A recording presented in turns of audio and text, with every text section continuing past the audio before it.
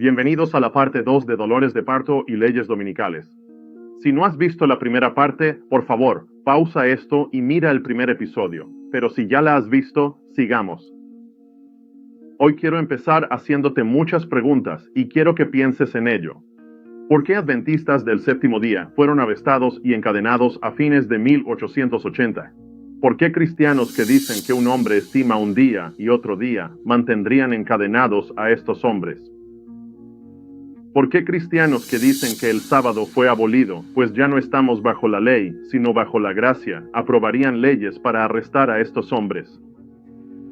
¿Por qué los cristianos que dicen que la ley ha sido abolida, citando, nadie os juzgue en comida o bebida, o en días de fiesta, luna nueva o sábados, acabarían juzgando a las personas en un tribunal civil, de modo que las arrestarían y encadenarían? ¿Y por qué algunos cristianos están intentando activamente no solo proteger, sino también promover la reverencia por el domingo, cuando muchos han pasado décadas afirmando que no importa el día de adoración? El viernes para musulmanes, sábado para judíos, domingo para cristianos. Elige tu día, ¿vale? Estas son las preguntas que me desconciertan. Honestamente, ¿soy solo yo o se está volviendo evidente que quizás, solo quizás, los hombres y mujeres que buscan un trato especial para el domingo, en realidad no creen que la ley fue abolida, sino que creen que la ley ha sido alterada y desean obligar a otros a respetar esa modificación? Y para demostrar mi punto, les voy a dar 10 claves. ¿Están listos? Muy bien, allá vamos. Quizás todas las acusaciones de que los guardadores del sábado son los legalistas no son realmente legítimas, porque ¿qué es más legalista? ¿Predicar y enseñar que Dios quiere que honremos el sábado del séptimo día, o tratar de usar al gobierno para legislar legalmente una ley que haga a las empresas responsables por trabajar los domingos, para que la gente pueda guardar el transábado? Y no sé ustedes, pero todo eso me suena muy legalista a mí. Sin embargo, aquí estamos con gente que intenta aprobar leyes laborales, y allí estábamos con los que guardan el sábado, rompiendo esas leyes laborales. Esos guardadores del sábado se vieron encadenados por trabajar en el llamado Día del Señor. La pregunta que quiero responder es, ¿por qué? Aquí está la respuesta. Existe un marco teológico profundo que impulsó esta mentalidad en el pasado. Empezamos a analizarlo en el episodio anterior y hoy profundizaremos en ello. Todo se remonta a las ideas que se promovieron en este libro. Quería demostrar que esto era lo mejor para el bien común de la sociedad. Wilbur argumenta aquí que el sábado dominical es vital, no solo por la observancia religiosa, sino como institución civil que protege el derecho del trabajador al descanso y resguarda a la sociedad de la tiranía del trabajo incesante. En su libro, Wilbur cita el discurso de un sindicalista llamado Sr. Broadhurst. Broadhurst, quien dijo, para quienes viven una vida de trabajo incesante, el domingo es como un arroyo fresco en el desierto para un viajero cansado. Un arroyo fresco, muy poético, pero tan equivocado. En otro lugar, citó a un hombre llamado Billy H. Ryder. Ryder, quien dijo, leyes sabáticas se justifican en una república por autopreservación. También se justifican por mandato divino y por la experiencia de la humanidad. Se justifican porque el domingo es el descanso del pobre, que ni la riqueza ni la maldad pueden quitar. Se justifican bajo el principio de que el privilegio de descanso de cada ciudadano depende de que todos los ciudadanos observen un día de reposo. En esencia, se argumentaba que los domingos debían protegerse porque es un día de descanso para el trabajador, para que no sea explotado por las grandes empresas. Este mismo sentimiento fue expresado por otra persona muy importante a finales del siglo XIX y no fue otro que el Papa León XIII, en quien el más reciente Papa, el Papa León XIV, potencialmente se ha inspirado. No sé ustedes, pero todo esto se siente como que la historia se repite. En su encíclica de 1891, Rerum Novarum, sobre el capital y adivinaron, el trabajo, el Papa León XIII dijo esto sobre los derechos laborales y el descanso dominical. En la sección 40, dice, el trabajador también tiene intereses en los que debe ser protegido por el Estado, y en primer lugar están los intereses de su alma. Y en la sección 41 continúa diciendo, de esto se sigue la obligación del cese del trabajo y la labor los domingos y ciertos días santos. El descanso del trabajo no debe entenderse como una mera concesión a la ociosidad, y mucho menos debe ser una ocasión para gastar dinero y para la indulgencia viciosa, como muchos quisieran que fuera, sino que debe ser un descanso del trabajo santificado por la religión. En otras palabras, el Papa León XIII argumenta que el domingo debe usarse no solo como día de reposo, sino que debe ser santificado por la religión. Y dijo esto ignorando el hecho de que Dios no santificó el primer día de la semana, sino el séptimo día de la semana. Es casi como si presumiera tener la autoridad para cambiar los tiempos y las leyes. Todos ellos pensaban lo mismo, desde la NRA y el Papa León XIII hasta Wilbur Crafts o Henry Blair. Todos estos hombres y entidades de finales de la década de 1880 pensaban lo mismo, que era que el domingo debía protegerse en nombre de la religión y en nombre de Dios. Hoy, los nacionalistas cristianos y el autor de la sección de trabajo del proyecto 2025 piensan de la misma manera y parece que el Papa León XIV podría estar interesado en continuar esta labor porque, como dice este artículo, el portavoz del Vaticano, Matteo Bruni, dijo que la elección del nombre León era una referencia clara y deliberada al último Papa llamado León. León XIII, elegido en 1878, es conocido por su encíclica de 1891, Rerum Novarum, que detallaba los derechos de los trabajadores, y ellos lo mencionaron, no yo. Tendremos que esperar y ver. Pero lo más apremiante hoy es entender qué yace en el fundamento de toda esta retórica pasada y presente. ¿Qué impulsa proteger y honrar el domingo? Para averiguarlo, echemos un vistazo a otra carta encíclica escrita por el Papa León XIII, titulada Immortale Dei. Esta encíclica es crucial, ya que sienta las bases para los principios de la imagen de la bestia, al esbozar un marco teológico adoptado a fines de la década de 1880 por hombres como Wilbur Crafts, principios que siguen vigentes hoy. Washington, D.C. ha mostrado vicios y vanidad traicioneros. La ciudad está envuelta en oscuridad y falta de calidez. Es crucial reconocer que este dominio pertenece a Cristo Rey, y nuestro mandato es marcar territorio en su centro, proclamando que Cristo es Rey de Reyes y Señor de Señores, a quien todos los pueblos y naciones deben someterse y jurar lealtad. Debemos tener la ambición de reclamar Washington, D.C. para Cristo y discipularla para que vuelva a caminar por los caminos de Dios. En esta encíclica, el Papa León dijo lo siguiente sobre la relación entre la Iglesia y el Estado. Hubo un tiempo en que los estados se gobernaban por la filosofía del Evangelio. Fue entonces cuando el poder y la virtud divina de la sabiduría cristiana se habían difundido por las leyes, instituciones y costumbres del pueblo, impregnando todos los rangos y relaciones de la sociedad civil, y la Iglesia y el Estado estaban felizmente unidos en concordia y amistoso intercambio de buenos oficios. Espero entiendan esto. Esto es lo que buscan, la intersección de Iglesia y Estado. León XIII continúa diciendo esto. Muchos son, en verdad, los que han intentado elaborar un plan de sociedad civil basado en doctrinas distintas a las aprobadas por la Iglesia Católica. En otras palabras, desde la perspectiva de León XIII, el Estado, y por extensión la sociedad, no puede funcionar correctamente sin las doctrinas que han sido aprobadas por la Iglesia Católica. Y esto lo afirma porque él creía, y aún muchos lo creen, que la Iglesia Católica es la única iglesia verdadera y que Dios le ha otorgado total autoridad para guiar las conciencias de la humanidad.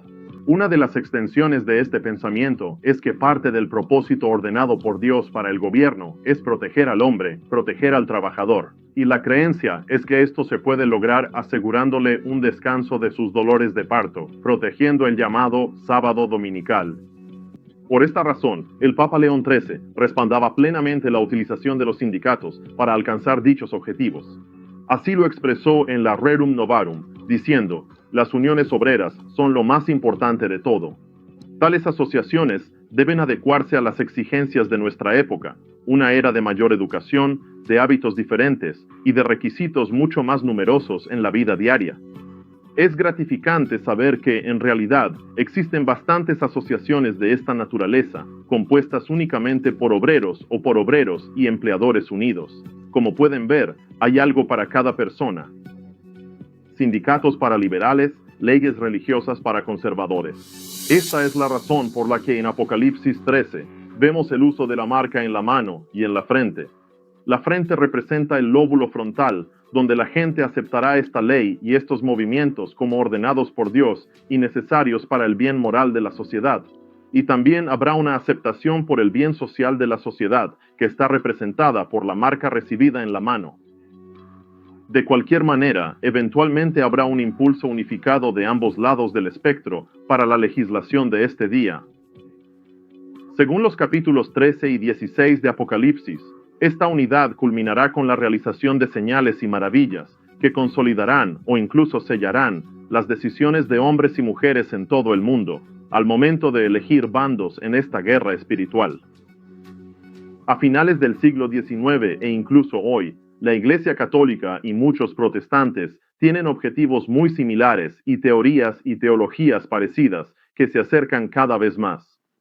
Por eso Ellen White dijo lo siguiente en El Gran Conflicto: los protestantes de los Estados Unidos serán los primeros en cruzar el abismo para estrechar la mano del espiritismo.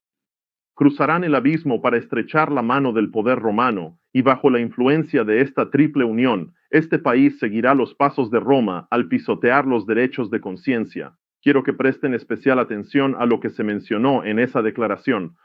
La premisa presentada es que no será la Iglesia Católica la que se acerque a los protestantes, sino que la realidad es que serán los protestantes los que se acerquen para tomarse de las manos y unirse con la Iglesia Católica.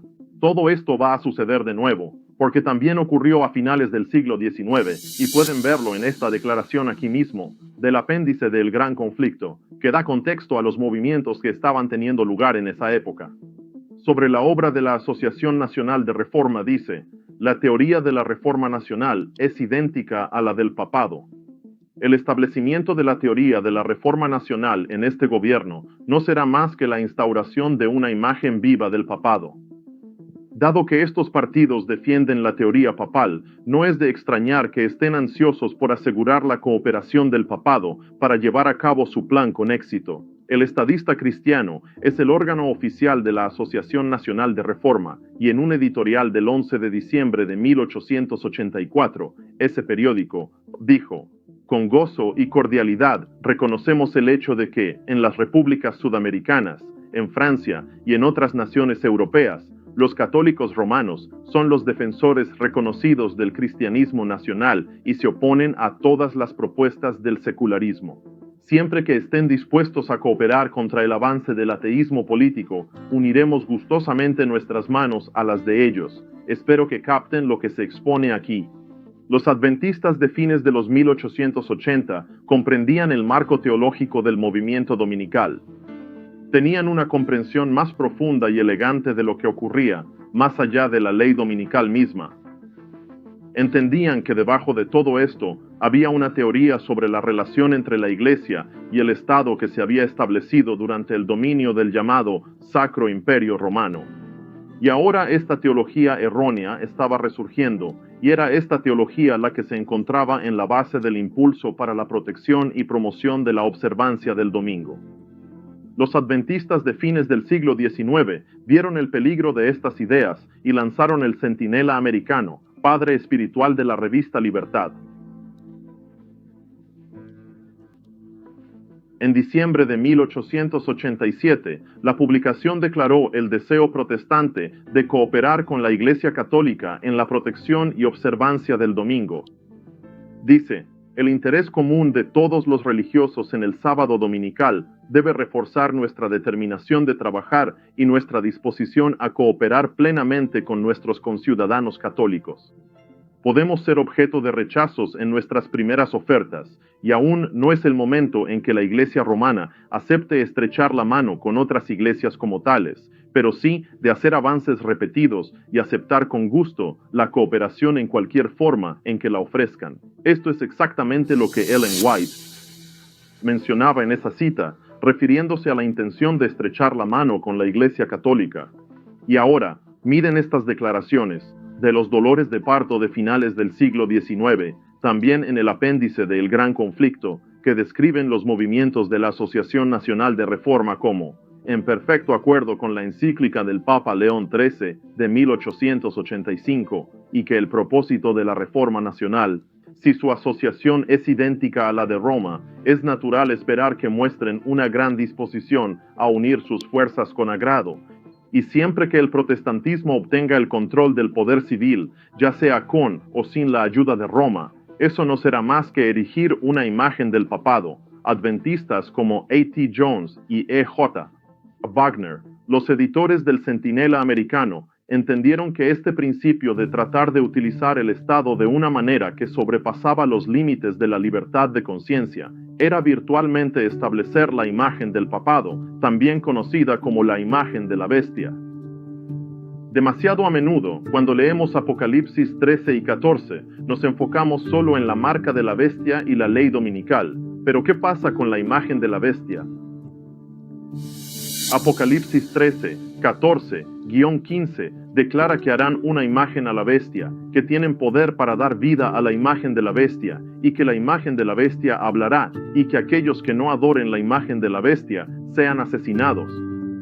Y en Apocalipsis 14, 9 y 11, Dios advierte en contra de adorar a la bestia y a su imagen. En Apocalipsis 15, 2, la Biblia nos muestra que quienes están de pie sobre el mar de vidrio deben lograr la victoria sobre la bestia y también sobre su imagen, además de la victoria sobre la marca de su nombre.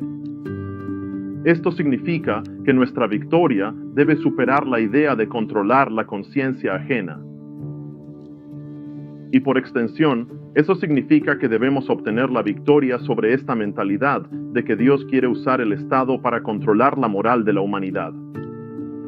Porque como les decía en el primer episodio de esta serie, Dios es un Dios de libertad y no nos forzará a descansar ni a adorarle en ningún día. Y esto, mis amigos, nos trae de vuelta al punto de partida.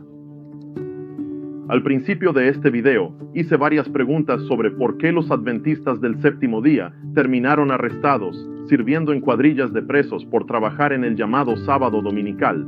Es porque estaban violando la ley hecha por el hombre que los obligaba a descansar en un día que Dios no bendijo, y esta comprensión no debe pasarse por alto. ¿Cómo tiene alguien, de hecho, el derecho de obligar a otro hombre a descansar? Mi postura es que, basándome en la historia y en la profecía, este deseo de obligar a otros a descansar conducirá finalmente a obligar a otros a adorar. Y es por esto que necesitamos hablar de esto desde ahora y no esperar hasta que los fanáticos cristianos lleven esta coerción a su conclusión natural, que es legislar la adoración. En el próximo y último episodio de esta serie, haremos otro viaje en el tiempo, aún más atrás en el pasado, donde encontraremos el fundamento y el proceso de estas leyes laborales y dolores de parto, y también los fundamentos de la teología que impulsa el deseo entre los cristianos de usar al Estado para lograr sus objetivos. Al hacer esto, podemos obtener una imagen completa de dónde ha estado la humanidad y hacia dónde se dirige. Así que si aún no lo has hecho, suscríbete y comparte este video, porque debemos hacer nuestra parte para que la gente empiece a pensar más profundamente sobre estos temas. Así que estén atentos, pues, lamentablemente, los dolores de parto empeorarán. Dios los bendiga.